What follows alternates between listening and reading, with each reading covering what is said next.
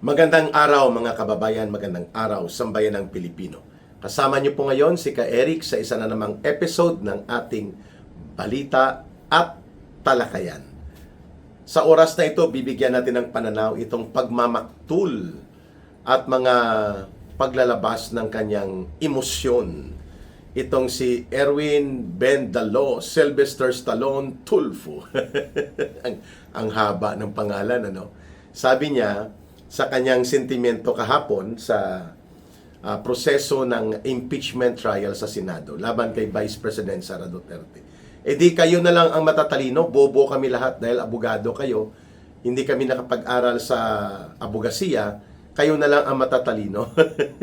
Kasi siguro, nasaktan siya dito o tinamaan siya nang sinabi ni Senator Alan Cayetano na nung panahon ni Senator Miriam Defensor Santiago in the impeachment court mismo.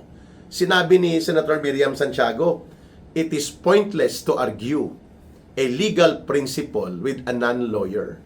Lalo na kung hindi nakikinig. Aba, tinamaan ang kulukoy na si Erwin Bendalo Sylvester Stallone Tulfo. Nagmamaktol, talagang nagmaktol ang term ni Ka Erika. Sapagkat nakita naman po natin kung papaano itong Tulfo brothers naglalaro ng maruming maniobra ng politika sa loob ng Senado in favor sa kanilang boss amo na sila Marcos at sila Lisa Araneta. Miyembro ito ng kulto ng Judas 13. Kung ang Alan Peter Cayetano Group ay tinatawag na the Brave 8, no? Dati sila ay the Great 13. Then naging Great 10, ngayon the Brave 8 na lang. At baka maging the Brave 7 na lang kung magtatagumpay sila Marcos Jr., sila Rimulya at sila Lacson sa kanilang pakikipagkontsabahan na maipapakulong si Senator Alan Cayetano sa kaparehong diskarte na ginawa nila kay Senator Marcoleta at ang kay Senator Jinggoy Estrada na hindi nag-cooperate sa kanila at talagang tinarget at ginawan po ng kaso na non-bailable. At habang ito ay nililitis at walang interbensyon ng korte na pwede kang mag-apply ng bail at ma-approve, nakakulong po sila Senator Marcoleta, Senator Alan Cayetano at Senator Jinggoy Estrada. Yun pong target plus Bato de la Rosa di 4 and then minus 5. O nga, 7 na lang maiiwan mga kababayan sa the Great 8 or the Brave 8 na ito. Ano bang pinagmamaktol ni Erwin Bendalo Tulfo doon sa punto na it's pointless to argue legal principles with a non-lawyer, lalo kung hindi ito nakikinig at walang gana na makinig? Tama naman pong punto na yon. Kasi kung hindi ka abogado, you should listen how it should be legally and legitimately interpreted on the perspective of a lawyer, para makuha mo ang logic and basis in law so that kapag humirit ka, hindi ka mabutata, hindi ka masusuplak. Yan po ay dahil kayo ay impeachment court, mga kababayan. No? Kayo po ay impeachment court. Nagkakaroon kayo ng trial. You are acting as senator judges. Kaya nga, may mga sinasabi ito si Tulfo na tungkulin daw ng impeachment court na mapalabas ang katotohanan at mga ebidensya laban kay Vice President. At kailangan yan gawin. Hindi po trabaho ng impeachment court yon. Trabaho yon ng prosecution. Yung nag-aakusa at nagpo-prosecute. Sila Luistro, si Malita Girl at grupo niya ang may tungkulin at pananagutan sa korte at sa taong bayan kung bakit nila inaakusahan at gustong mapapatanggal bilang vice presidente na inihalal ng pinakamataas na boto ng mamamayang Pilipino sa kasaysayan ng ating politika, 32 million votes mahigit ang nakuha na boto at sovereign mandate ni Sara Duterte. Hindi po trabaho ng impeachment court na magpalabas ng ebidensya o magpatayo ng testigo upang magtestify. Gawain at responsibilidad yan ng prosecution na alam natin sa unang artikulo na isinalang nila, naging chapsuy at pansit canton ang presentation ng 3 NBI officials nila. Si Kalilong, si Lutok at saka lalo na si Matibag. Naging pambansang marites at pambansang diskartidor ang kinalabasan ng NBI. Hindi na siya National Bureau of Investigation, National Bureau of Inquisition, no? Puro maruming laro ng politika ang ginagawa dahil nauutusan at nagagamit nila Marcos, nila Lisa Araneta, nila Romualdez para po dito sa political operations to demolish and destroy the Vice President. Kaya National Bureau of Inquisition, yung mga panahon ng Spanish Inquisitadores na nagkaroon po ng pananakop at mga pangingialam sa ibang mga bansa sa panahon ng kolonisasyon sa buong mundo. Yan po ang mga inquisitors, no, mga tagapag-usig ng mga mangungulunya at mananakop. Parang naging ganun po ang naging role ng NBI nang maipakita kung gaano ka sloppy, unprofessional, unethical po ang mga witnesses na mantakin mo may mga kasong kinakaharap. Illegal arrest, illegal detention, tampering of evidence, perjury, falsification of documents related to their function in operation, mga kababayan. And yet, itong si Matibag walang kaalam-alam din sa mga investigasyon, pumapil. Maepa lang talaga. Dahil sobrang sip-sip ito nga kay Marcos, the only qualification that he has kung bakit siya inalagay ni Marcos dyan, ang pagiging sobrang sip-sip at handa na maging attack dog ng mga makapangyarihan. Lalo na po ni Marcos Jr. at nila Lisa Araneta at Martin Romualdez. Yan ang naging role ni Matibag. And then pinagtatanggol ito ni Erwin Tulfo. Di ba? So, kinorek siya ni Senator Alan Peter Cayetano. The authority and function and mandate of the Senate Impeachment Court is to try and decide, not to create or look for evidence. Kasi nga pinagdebatihan doon ang pagsabpina ng mga financial and bank record transactions ni Vice President dahil walang maipakitang ebidensya. Ang complainant mula sa House of Representatives, nag-mini trial na, nagkanggaro court operation na, all of those, nilabag na ang Bank Secrecy Law, pati ang Anti-Money Laundering Act, at pati na po ang tinatawag na Data Privacy Protection Act. Lahat ng ito, wala pa ring ebidensya. Kaya, pagdating sa Senado, pipigain nila si Sara Duterte to provide the evidence. Siya ang inaakusahan. Ang nag-aakusa na may so-called unexplained wealth coming from graft and corrupt practices si Sara Duterte, ang grupo nila Marcos at Romualdez at ang kanilang mga House prosecutors. Bakit ang Vice Presidente na inakusahan nyo ang mag-provide ng ebidensya na yan? Yan po ang debate na hindi masundan ni Erwin Bendalot Tulfo. Sinabihan siya na, of course, kung ikaw ang nag-aakusa, the burden of proof and bringing out the evidence and testimonies and mga witnesses shall come from you. Kasi inakusahan mo siya ng mga bagay at krimen na sa paniniwala ninyo at gusto nyong ipapaniwala sa impeachment court at sa taong bayan na nagkamali at nagkasala ang Vice Presidente. Then prove it. Hindi nga nila ma-prove ang kanilang aligasyon na may betrayal of public trust, Article 4, laban kay Vice President dahil nagbabanta di umano ito sa buhay ni Marcos Jr., ni Lisa Araneta at ni Martin Romualdez. Wala namang attached complaint affidavit ang naturang mga tao at hindi rin malinaw sa investigasyon kung nangontrata ito ng assassin. Di ba? So, ipinilit lang talaga ang NBI dito na mag-front dito sa palpak na Article 4 na ito. Kaya nga, nagkaroon tuloy ng pagtatanong si Senator Robin Padilla. At yan po hindi maintindihan siguro nila Erwin Tulfo na dapat kung prosecution ka, patas ka sa paglalantad ng kaso.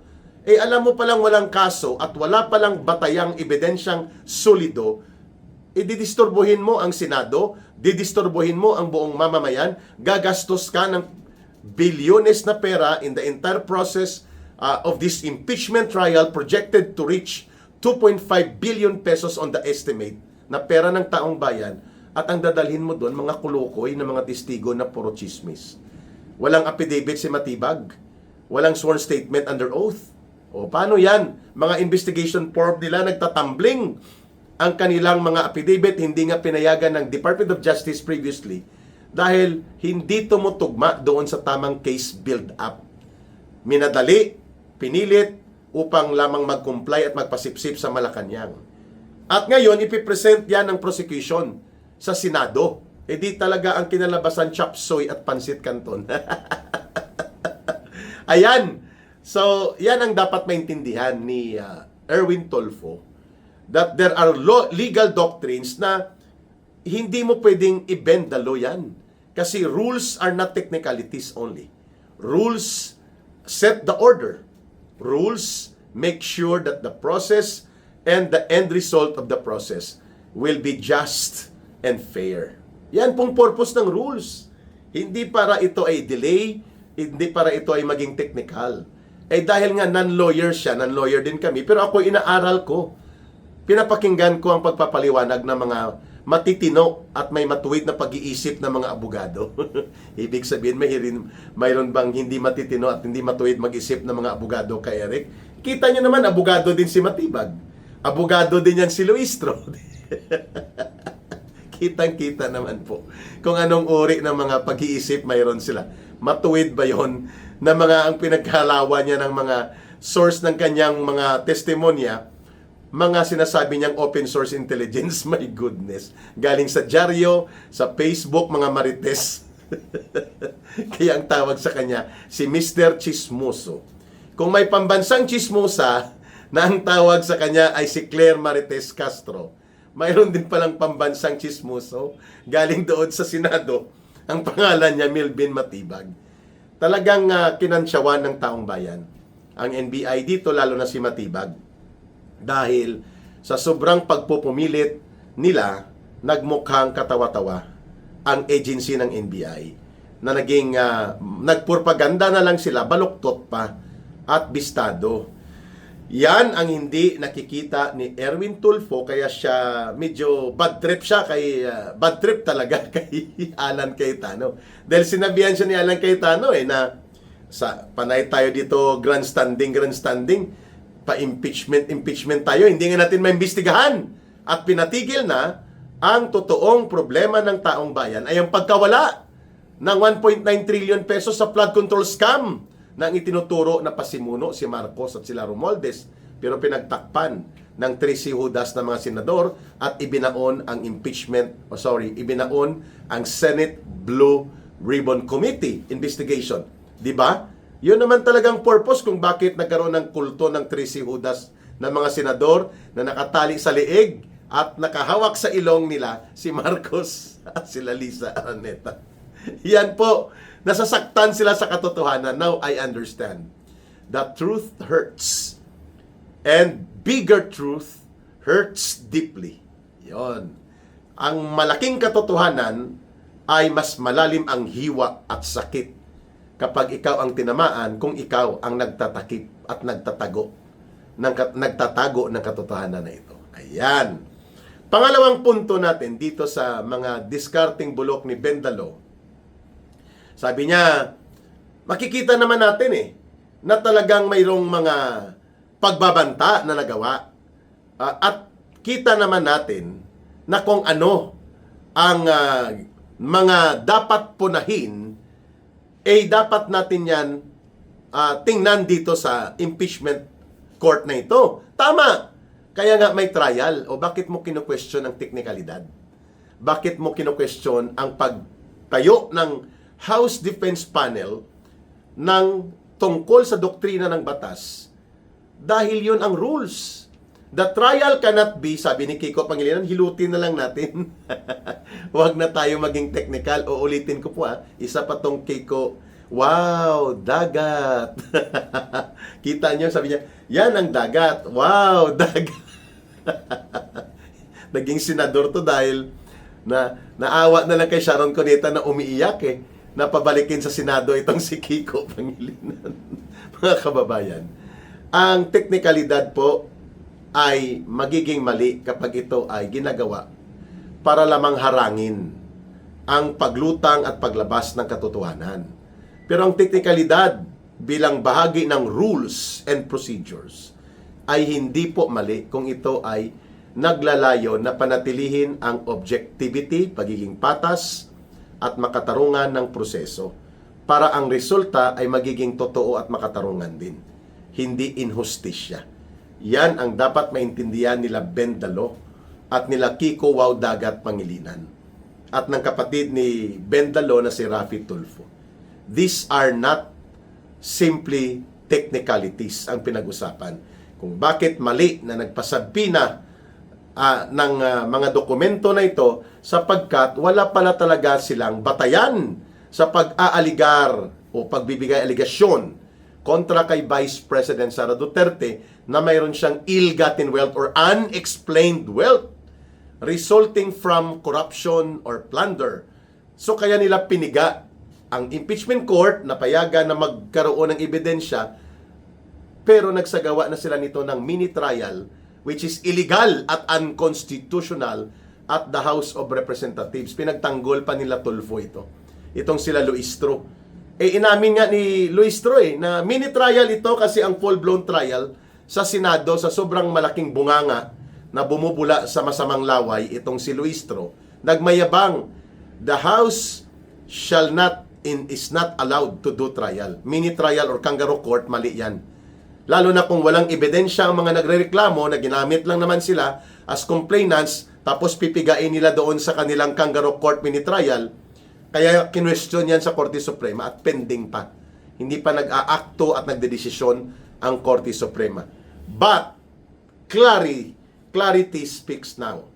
Na pagdating sa Senado, inulit nila ito. Kaya naman po, todo tanggol, todo maniobra ang grupo nila Tulfo at ng mga nasa 13 Judas group ni Marcos para ilusot ang sabpina. Dahil dudurugin nila si Sara Duterte sa mga dokumento na wala sila at wala silang ebidensya, they will make it appear na mayroon silang kaso laban kay Sara Duterte. And that is not fair, mga kababayan. Sapagkat hindi po tungkulin ni Sara Duterte na siya ang magbigay ng ebidensya sa mga nagrereklamo. Tungkulin ng mga nagrereklamo yan. All along, wala silang maipakita na basis. Anong basis kung bakit natin ipasabpina ang mga dokumento na ito? Laway lang, akusasyon lang.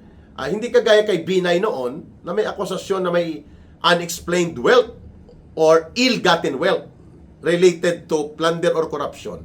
Dahil may Hacienda Binay nga na ipinakita Kaya kailangan buksan ang kanyang mga bank accounts, no? Kay Erap Estrada may nagturo sa kanya na nakita siya na nagpirma ng ibang pangalan, ibang pirma, Jose Velarde account na pumapasok doon ang mga pundo galing sa wetting at iba pang mga illegal sources. Kaya pinasabpi na po yon, mga kababayan. Kay Sara Duterte, wala silang maipakita. Kaya nga dapat dinismiss yung article na yan on ill-gotten wealth and unexplained wealth resulting to corruption, which is an impeachable offense for an impeachable official. And right now, yan ang hindi maintindihan nila Tulfo, that the process of the impeachment cannot be tied up only doon sa interes ng prosecution upang ipakonvict si Sara Duterte, kundi dapat manguna ang prinsipyo at doktrina ng patas at makatotohanan at hindi mapang-abuso na proseso.